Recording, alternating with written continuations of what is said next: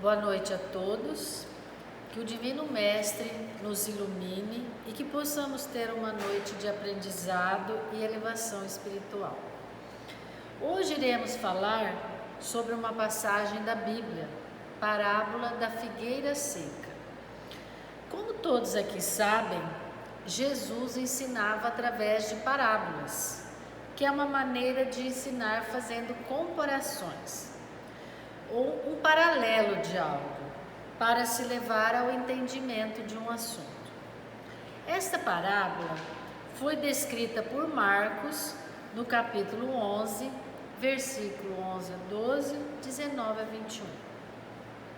A figueira é o nome vulgar da Ficus carica, que é uma pequena árvore, por vezes reduzida a arbustos, com copa ampla, folhas grandes, verdes escuras, com uma espécie de penugem áspera que gera figos, que são os seus frutos.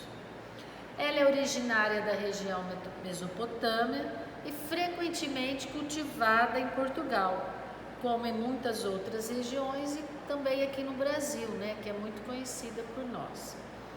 E ela diz assim: no dia seguinte, saindo Jesus e os discípulos de Betânia, teve fome. Vendo ao longe uma figueira que tinha folhas, foi ver se porventura acharia nela alguma coisa. Aproximando-se, nada achou senão folhas, porque ainda não era tempo de figos.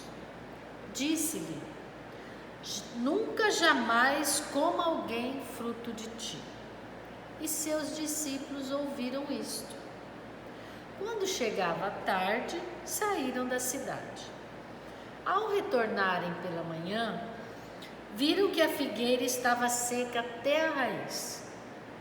Pedro, lembrando-se, disse-lhe: olhe, mestre, secou-se a figueira que amaldiçoaste. Então, façamos algumas considerações para podermos entender essa atitude de Jesus. Entender o que ele está querendo nos mostrar com essa parábola. Quando a figueira fica cheia de folhas, é porque é a época dela produzir o figo. É a época da florescência do figo. Essa florescência geralmente acontece em abril, que coincide com a época da Páscoa. No entanto, essa figueira apressou-se, encheu-se de folha. E ao encher-se de folha, criou-se a expectativa de figos. Isso seria o que nós todos conhecemos como os frutos temporãs. Isso quer dizer que são árvores que dão frutos fora da época, antes do tempo. Então, ela poderia ser uma fruta temporã. Então, essa é a busca de Jesus pela fruta. Quer dizer, que não foi em vão essa busca. Quer dizer, ao perceber que ela tinha folhas, é razoável a expectativa de encontrar frutos nela. Neste caso, mesmo não sendo época de figos, a figueira já tinha estrutura para possuir frutos. No entanto, ela só tem folhas. Ela mostra algo que engana a gente, que engana quem está longe. Por isso que quem está longe pensa: ela tem frutos, vou lá. Mas quando chega, só tem folhas. Então Cristo se baseia nesta premissa para se lançar uma praga a esta figueira. A parábola da figueira faz parte da entrada triunfal de Jesus em Jerusalém. O título bíblico é Figueira Seca, a purificação do templo. Nessa passagem também, Jesus expulsou os vendilhões, ou seja, os vendedores de mercadorias do templo, ensinando que a sua casa é casa de oração e não de perdição. Jesus arrastou as folhas como da figueira. Ali estavam aqueles como a figueira, os que não produziam frutos, somente folhas. Esta parábola está representando uma geração com a qual Jesus conviveu, uma geração que estava ali no templo. Mas se eu deixar esse texto no passado, ele não vai servir para mim, porque eu vou dizer, é para o povo judeu, para os discípulos, para os seguidores de Jesus, daquela época somente. Mas as atitudes de Jesus em relação à figueira não é mostrada para os fariseus, para os saduceus, nem para os sacerdotes. Ela é mostrada para quem segue Jesus. Portanto, eu tenho que me incluir para que eu não repita o que Jesus viu no templo. Porque com muita facilidade e frequência, discípulos de Jesus de todas as épocas repetem aquilo que Jesus viu no templo. Muita folha e nenhum fruto. No Evangelho segundo o Espiritismo, capítulo 9, item 9 e 10, Allan Kardec explica que a figueira seca é o símbolo das pessoas que apenas aparentam o bem, mas na realidade nada produzem de bom. Pode-se falar dos oradores que possuem o brilho da palavra, mas falta-lhes a solidez dos argumentos, pois agradam mais os ouvidos do que ao exame da pura razão. As pessoas do auditório, depois de ouvirem as suas palavras, dizem: que proveito tiramos disso? Não nos serviu para nada. Pessoas que podem ser úteis e não o são. Pessoas, utopias, sistemas vazios e doutrinas sem base sólida fazem parte dessa relação. Falta-lhes a verdadeira fé, a fé que penetra no íntimo do ser e faz vibrar o seu coração e transporta montanhas. São árvores cobertas de folhas, porém sem frutos. Por isso é que Jesus as condena à esterilidade, porquanto dia virá em que acharão seca até a raiz. Quer dizer que todos os sistemas, todas as doutrinas que nenhum bem para a humanidade houverem produzido, cairão reduzidas a nada. Médiuns que se desviam de sua missão. Os médiuns, como intérpretes dos espíritos, são como árvores que devem suprir o alimento espiritual de seus irmãos. A sua faculdade mediúnica foi dotada para esse fim. Multiplicam-se de maneira a que o alimento seja abundante. Espalham-se por toda parte, em todos os países, em todas as classes sociais, entre os ricos e os pobres, os grandes e os pequenos, a fim de que em parte alguma haja deserdados e para provar aos homens que todos são chamados. Desviam-se, no entanto, de seu fim, colocando-se a serviço de coisas fúteis e prejudiciais ou dos interesses mundanos. Com o tempo, a obra estéril, aquela sem proveito, desaparece. E Jesus está nessa passagem evangélica chamando a nossa atenção para as boas obras, não de aparência, mas de real valor para a humanidade. O verniz da caridade nada vale, pois a salvação da alma está presa ao essencial, não ao que aparentamos ser. O centro espírita, se não servir de lenitivo, se não trouxer conforto aos que o procuram, pode se tornar uma figueira seca, pois deixou de atender às necessidades de seus frequentadores. Por isso, cada um de seus integrantes deve se sacrificar para que o todo prevaleça sobre as suas opiniões, e no caso do Espiritismo, os princípios doutrinários devem estar sempre em primeiro lugar. Há uma passagem do livro Fonte Viva, capítulo 7, de Emmanuel, psicografado por Chico Xavier, que é pequeno no tamanho, mas de imenso conteúdo. Ele diz assim: nem pelo tamanho, nem pela configuração, nem pelas ramagens, nem pela imponência da copa, nem pelos rebentos verdes, nem pelas pontas ressequidas, nem pelo aspecto brilhante, nem pela apresentação desagradável, nem pela robustez do tronco, nem pela fragilidade da folha, nem pela casca rústica ou delicada, nem pelas flores perfumadas ou inodoras, nem pelo aroma atraente, nem pelas emanações repulsivas, árvore alguma será conhecida ou amada pela aparência exterior, mas sim pelos frutos, pela utilidade, pela produção. Assim também nosso espírito em plena jornada.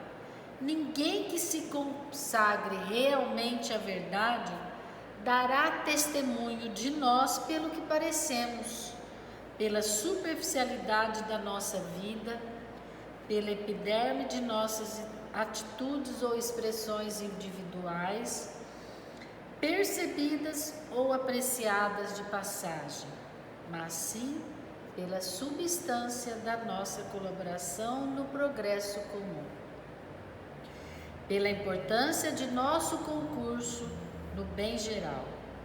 Pelos frutos os conhecereis, disse o Mestre, pelas nossas ações seremos conhecidos. Por isso, não só aspecto agradável, mas igualmente utilidade viva, não apenas flores, mas frutos, não somente ensino continuado, mas demonstração ativa, não só teoria excelente, mas também prática santificante. Emmanuel, sobre esta parábola, tece o seguinte comentário: o mundo atual, em suas elevadas características de inteligência, reclama frutos para examinar a semente dos princípios. O cristão, em razão disso, necessita aprender com a boa árvore, que recebe os elementos da providência divina, por meio da seiva, e converte-os em utilidade para as criaturas. Convém o esforço da autoanálise, a fim de identificarmos a qualidade das próprias ações. Muitas palavras sonoras, bonitas, proporcionam simplesmente a impressão daquela figueira condenada. É indispensável conhecermos os frutos de nossa vida, de modo a saber se beneficiam os nossos irmãos. A vida terrestre representa oportunidade vastíssima, cheias de portas e horizontes para a eterna luz. Em seus círculos, pode o homem receber diariamente a seiva do alto, tornando-a em frutos de natureza divina. Indiscutivelmente, a atualidade reclama ensinos edificantes, mas nada compreenderá sem demonstrações práticas, mesmo porque, desde a antiguidade, considera a sabedoria que a realização mais difícil do homem na esfera carnal é viver e morrer fiel ao Supremo do Bem. Vamos nos felicitar pelo fato de já conhecer as nossas fraquezas e vamos defini-las. Isso constitui um passo importante no progresso espiritual, porque com isso já não mais ignoramos onde e como atuar em auxílio da própria cura e aperfeiçoamento.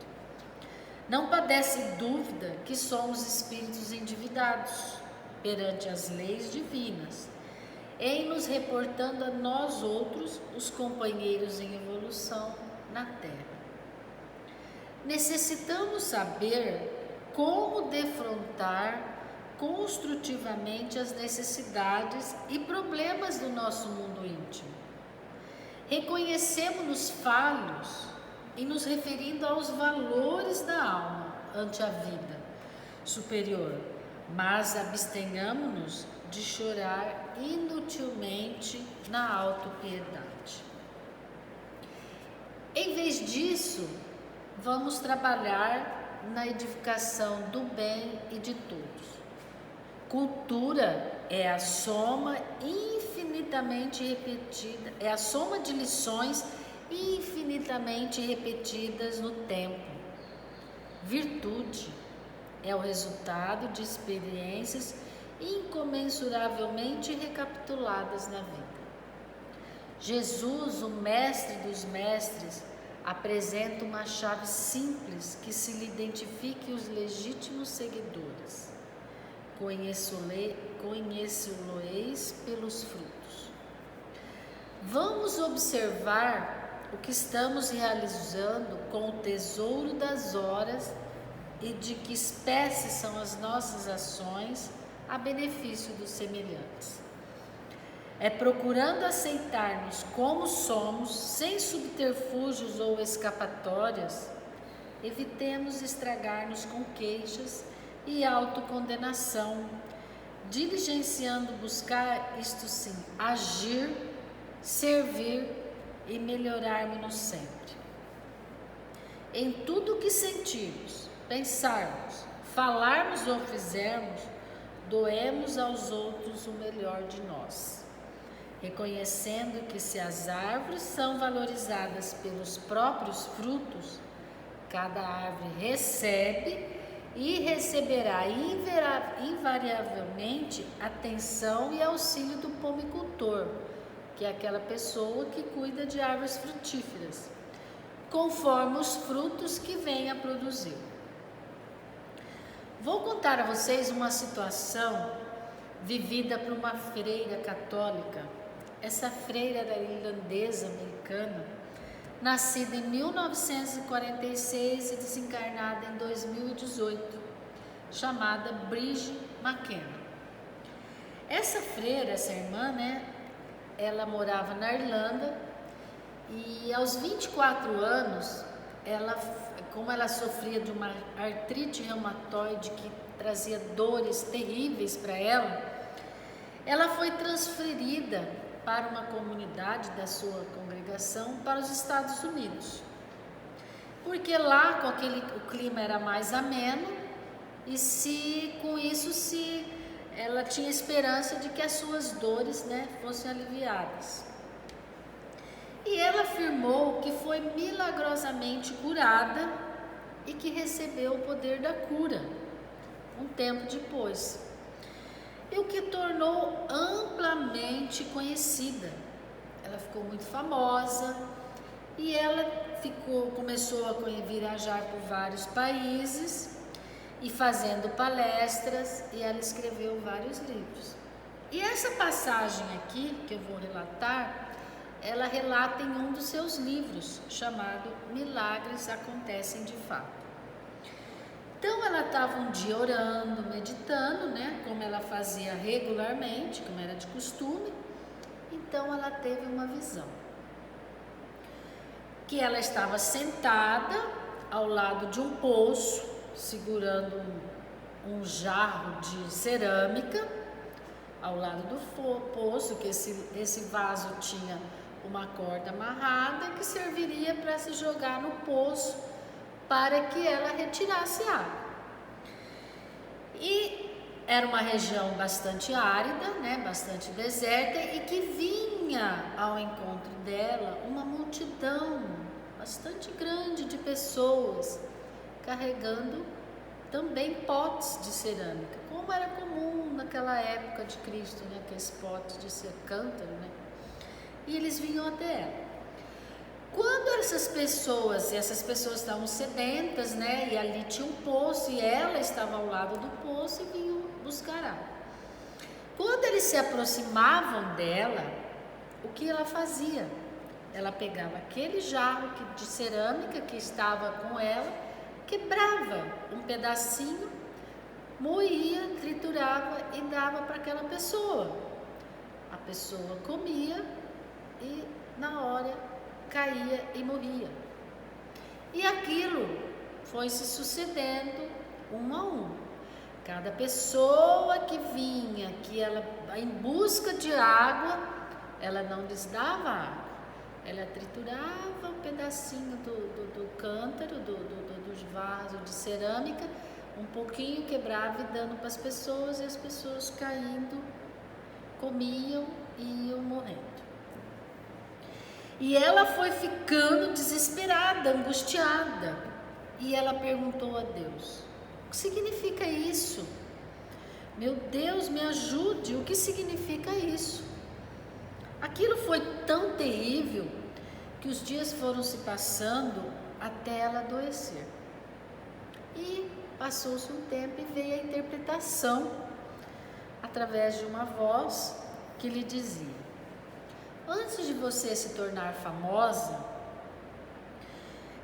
as pessoas iam até você sedentas, cheias de algo que não preenchiam elas. Essas pessoas tinham um vazio existencial e buscavam em você. E você tinha um contato com essa fonte, um contato profundo. E você tirava a água dessa fonte e dava para as pessoas. E elas se revigoravam.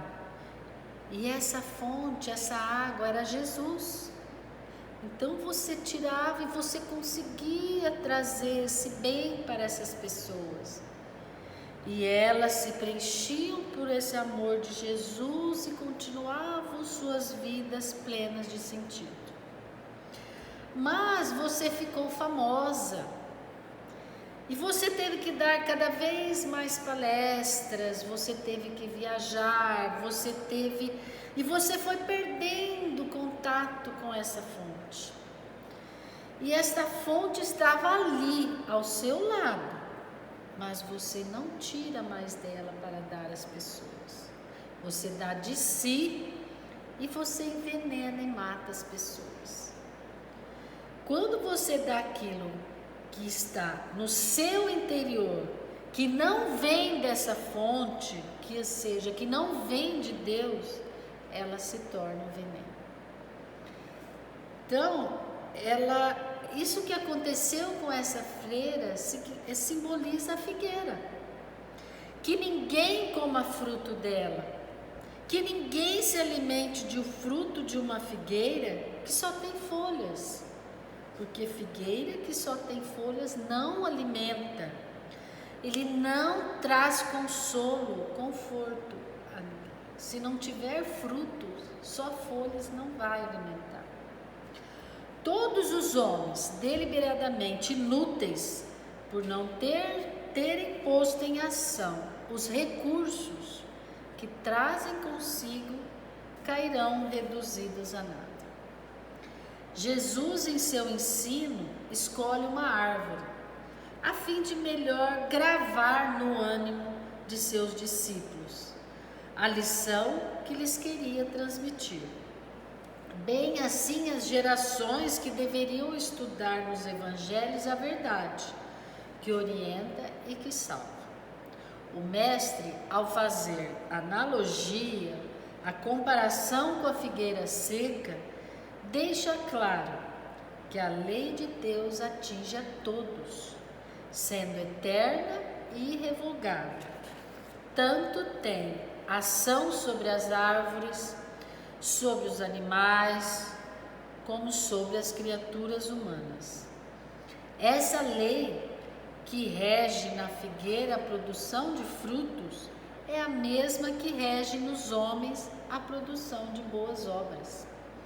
Assim, as almas sem bons sentimentos e sem virtudes divinas, caridosas, generosas e celestiais, hão de forçosamente sofrer as mesmas consequências ocorridas à figueira, que por não dar frutos secou ao império das palavras de Deus. Muitas vezes encontramos-nos em fase de execução, mas fracassamos em razão de deficiências intrínsecas. Da mesma forma, o espírito só produzirá no momento certo, depois de ter incorporado valores intelectuais e morais. São conquistas que irão produzir frutos do bem, os quais capacita a criatura a transformar-se em auxiliar do Pai. Por isso, há necessidade de sempre se praticar boas ações, para que a palavra de Deus traduza-se por generosas atitudes. A vida de aparência caridosa pode enganar aos homens, e infelizmente como engano. Pode até fazer prosélitos, ou seja, adeptos, mas não consegue ludibriar a Deus. Ele é eminentemente sabedoria e justiça. Jesus nos dá cada dia mais chance de produzir frutos. Temos a chance de nos modificar, de nos aprimorar graças à sua benevolência. Em algumas temporadas, podemos ser como a figueira, repleta de beleza, tendo somente folhas. Não apresentar frutos nas nossas árvores. Mas na próxima temporada, podemos apresentar uma árvore frondosa, repleta de frutos saborosos. Pois temos sempre a capacidade de aprender, de mudar nossos atos e pensamentos. Esses frutos são representados pela nossa capacidade de amar, de perdoar, de praticar a caridade ao próximo, isto é, praticar os ensinamentos que Jesus deixou para nós. Esta é a lição que devemos extrair dessa palavra. Agradeço a atenção de todos e que todos tenham uma boa noite. Obrigada.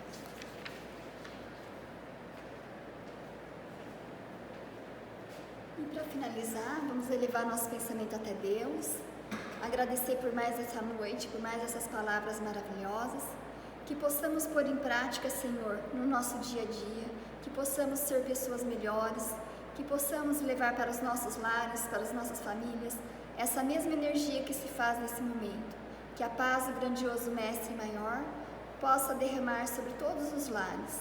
Muito obrigado, que assim seja.